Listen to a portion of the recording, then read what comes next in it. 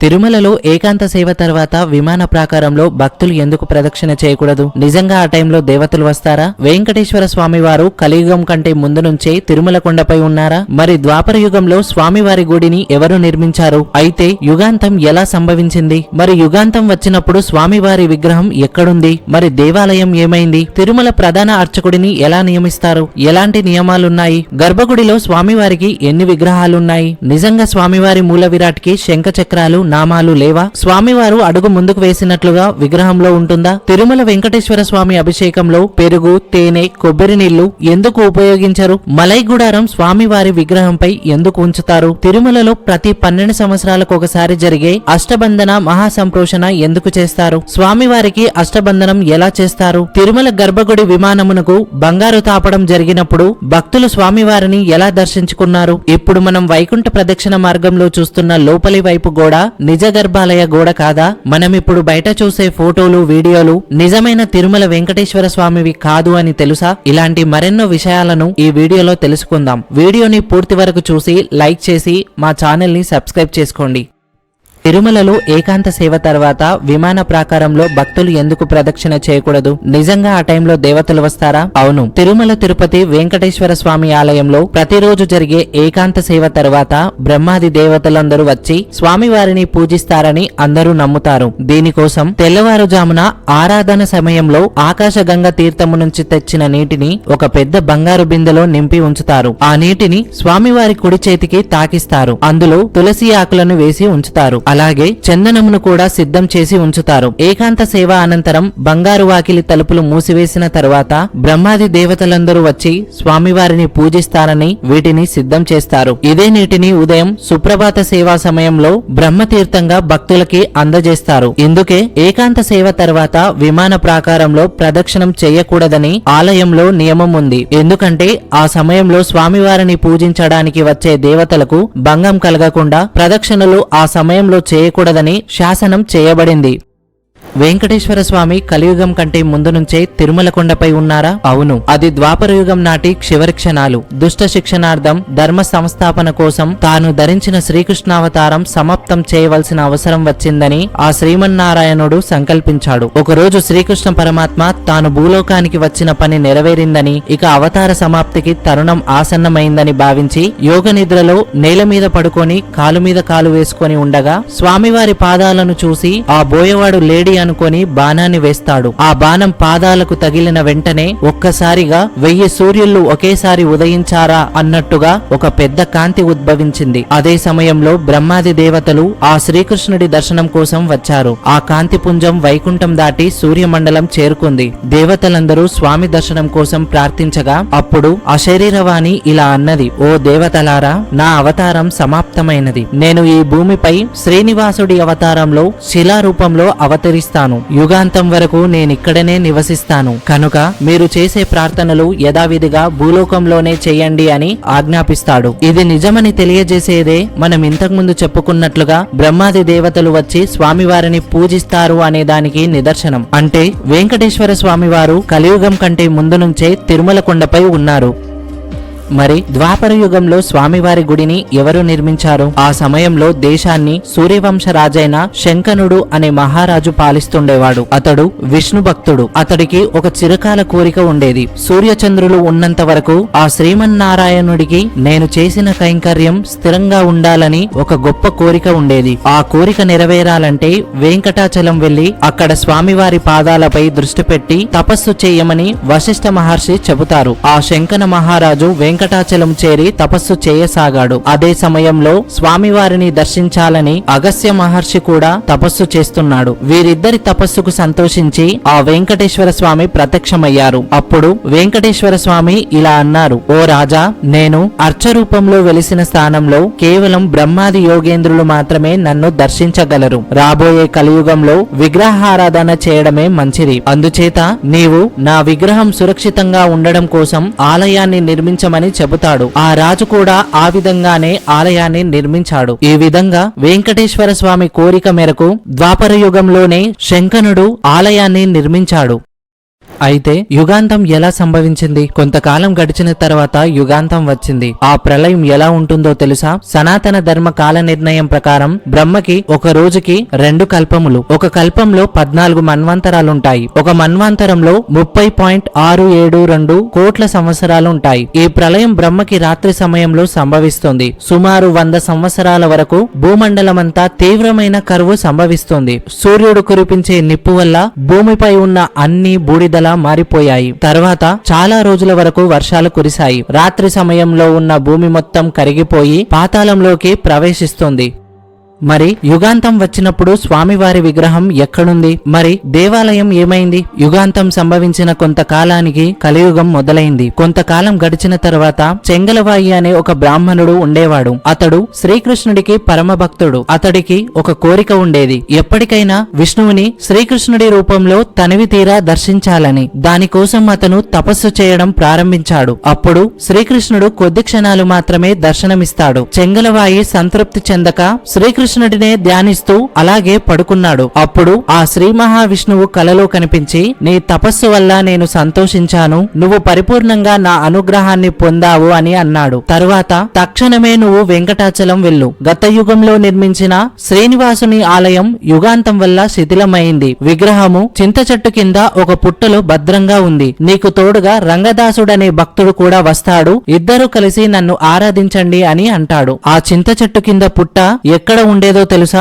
ప్రస్తుతం ఉన్న లడ్డు కౌంటర్ ప్రదేశంలోనే చింత చెట్టు, దాని కింద పుట్టలో స్వామివారి విగ్రహం ఉండేది. అలా ఆ చెంగల్వాయినే గోపీనాథుడు అనే పేరుతో పిలువబడుతున్నారు. అతని ఆలయ మొదటి అర్చకుడు. స్వామివారే తన అర్చకుడిని నియమించుకున్నారు. గోపీనాథుడు రంగదాసుడు ఇద్దరు వెంకటాచలం వెళ్లారు. పుట్టలో ఉన్న స్వామివారి విగ్రహాన్ని గుర్తించి ఆవు పాలతో అభిషేకం నిర్వహించారు. ఇదే స్వామివారికి కలియుగంలో జరిగిన మొదటి కైంకర్యం. ఒకరోజు రంగదాసుడు స్వామివారి కోసం పువ్వులు తీసుకురావడానికి తోటకి వెళ్లాడు. అక్కడ ఒక గంధర్వుడు నారీ జనముతో క్రీడించు సన్నివేశమును చూసి ఆలస్యముగా పువ్వులు తెస్తాడు. ఆలస్యముగా వచ్చినందుకు గోపీనాథుడు కోప్పడతాడు. అప్పుడు వెంకటేశ్వర స్వామి అశరీరవాణి రూపమున ఇలా అన్నారు, ఓయి రంగదాస, నీవు కామభోగాలకు లోనైనావు. ఈ దేహమునందు నీకు మోక్ష ప్రాప్తి కలగదు. ఈ శరీరము త్యాగం చేసిన తర్వాత వచ్చే జన్మలో చక్రవర్తిగా జన్మించి అన్ని సుఖాలు అనుభవించిన తర్వాత నా మీద భక్తితో ఇక్కడికి వచ్చి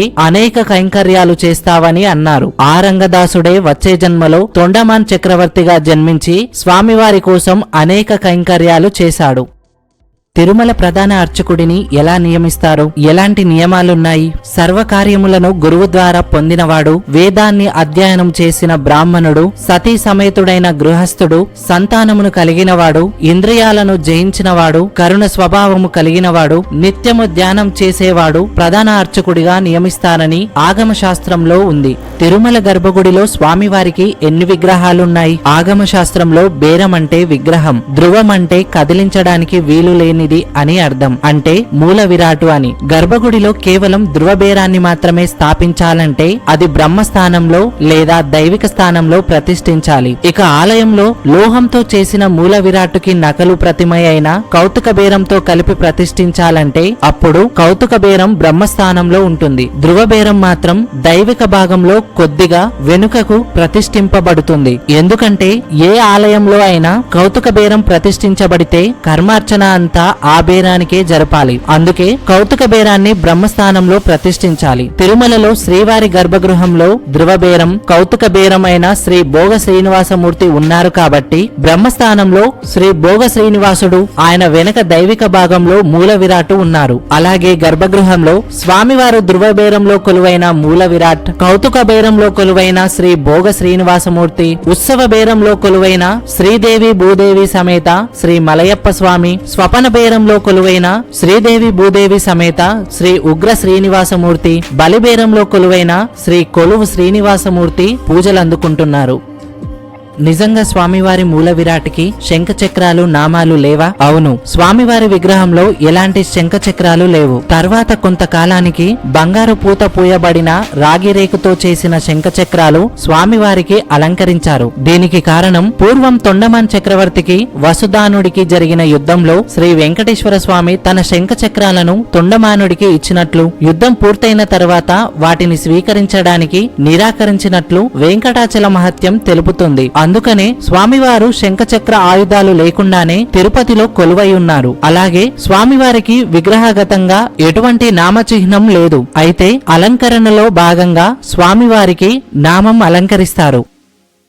స్వామివారు అడుగు ముందుకు వేసినట్లుగా విగ్రహంలో ఉంటుందా? అవును, స్వామివారిని పాదాల నుంచి నడుము భాగం వరకు పరీక్షగా చూస్తే ఒక విషయాన్ని గమనించవచ్చు. స్వామివారు ముందుకు అడుగు వేయడానికి సిద్ధంగా ఉన్నట్టు కొద్దిగా ముందుకి సూక్ష్మంగా ముందుకు వాలి ఉంటుంది. అయితే దీన్ని కనుక్కోవడం కొద్దిగా కష్టమే. ఎందుకంటే అతి సూక్ష్మాతి సూక్ష్మంగా పరిశీలిస్తే గాని స్వామి పాదం ముందుకు వాలిన విషయాన్ని కనిపెట్టలేము. దీని వెనుక మనల్ని ఆశ్చర్యపరిచే స్వామివారి పరమ దయాగుణం గురించిన ఒక విషయం ఉంది.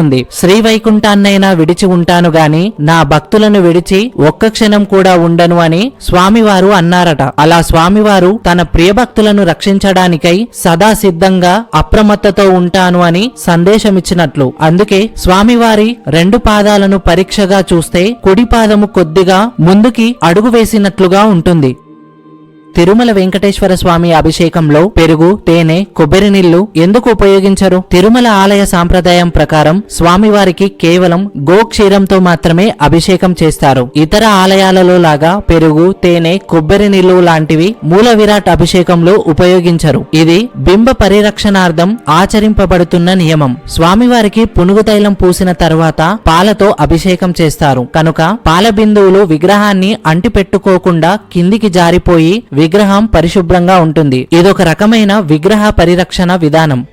మలై గుడారం స్వామివారి విగ్రహంపై ఎందుకు ఉంచుతారు? తిరుమలలో కోవిల్ అల్వార్ తిరుమంజనం అనే ఆలయ శుద్ధి కార్యక్రమం జరుగుతోంది. ఈ సమయంలో గర్భాలయంలో ఉన్న అన్ని విగ్రహమూర్తులని, అఖండ దీపాలను, ఆరాధన పాత్రలను, సమగ్ర సామాగ్రిని బంగారు వాకిలికి తరలిస్తారు. శ్రీ భోగ శ్రీనివాసమూర్తిని మూల విరాట్ పాదముల వద్ద సంధానం చేసి మూల విరాట్ మూర్తి పైన మలై గుడారం అనే వస్త్రంతో కప్పి ఉంచుతారు. గర్భాలయం అణువణువున వేడి నీరుతో శుద్ధి చేస్తారు కనుక శ్రీవారి విగ్రహం మీద ఎటువంటి దుమ్ము ధూళి పడకుండా ఈ మలై గుడారం అనే వస్త్రాన్ని కప్పుతారు.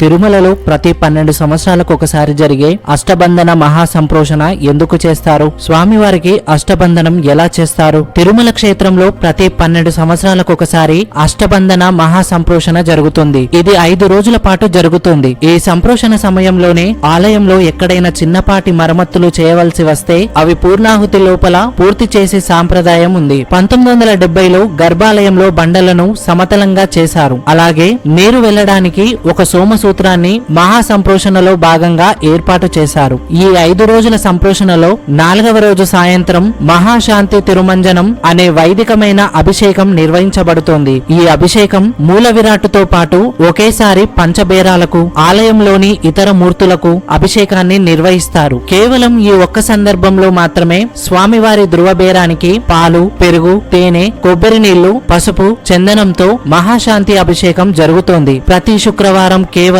ఆవు పాలతో మాత్రమే ధృవబేరానికి అభిషేకం జరుగుతుంది. కేవలం ఈ 12 సంవత్సరాలకు ఒకసారి వచ్చే మహాసంప్రోషణలో మాత్రమే అన్ని ద్రవ్యాలతో అభిషేకం జరుగుతుంది. అలాగే ఈ సంప్రోషణలో 3వ రోజు ఉదయం శ్రీవారి పద్మపీఠానికి, శ్రీవారి మూర్తికి సంధానం చేయబడిన అష్టబంధనం అనే 8 మూలికలతో మంత్రపూర్వకంగా తయారు చేసిన మిశ్రమాన్ని ధృవబేర పీఠ దృఢీకరణ కోసం పాత అష్టబంధనం తీసివేసి కొత్త అష్టబంధనాన్ని లేపనం చేస్తారు.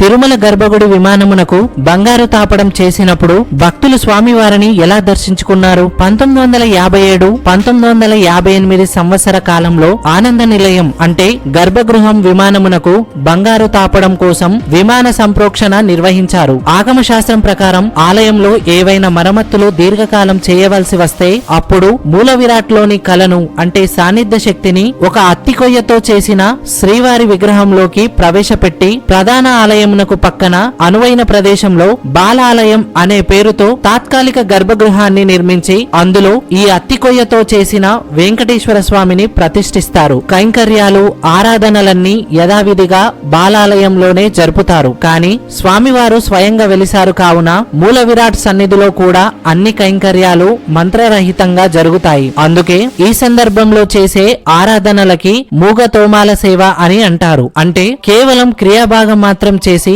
యథావిధిగా నైవేద్యాలను సమర్పిస్తారు. ఇది ఒక్క తిరుమల శ్రీవారి ఆలయంలో మాత్రమే ఆచరించే విశిష్ట సాంప్రదాయం. విమాన సంప్రోషణ సమయంలో శ్రీవారు అత్తి విగ్రహంలోకి వేంచేసి 1957 నవంబరు నుంచి 1958 ఆగస్టు వరకు సుమారు 10 నెలల పాటు విమాన ప్రాకారంలోని పాత కళ్యాణ మండపంలో ఏర్పాటు చేయబడిన బాలాలయంలో కొలువై పూజలందుకున్నారు. ఈ 10 నెలల కాలంలో విమానం పైన స్థపతులు, శిల్పులు నూతన స్వర్ణ కవచ రేకులను విమానం మీద అమర్చే పని చేశారు. ఈ సమయంలో విమానం నుంచి దుమ్ము, ధూళి, మట్టి పిల్లలు శ్రీవారి స్వయం వ్యక్త ధృవబేరం మీద పడకుండా స్వామివారికి ఆరాధన అయిన తర్వాత ఆగమ శాస్త్రంలో చెప్పబడిన పంజరం అనే చెక్కతో తయారు చేసిన పెట్టెతో మూల విరాటు విగ్రహాన్ని మూసి ఉంచి బింబరక్షణ చేశారు.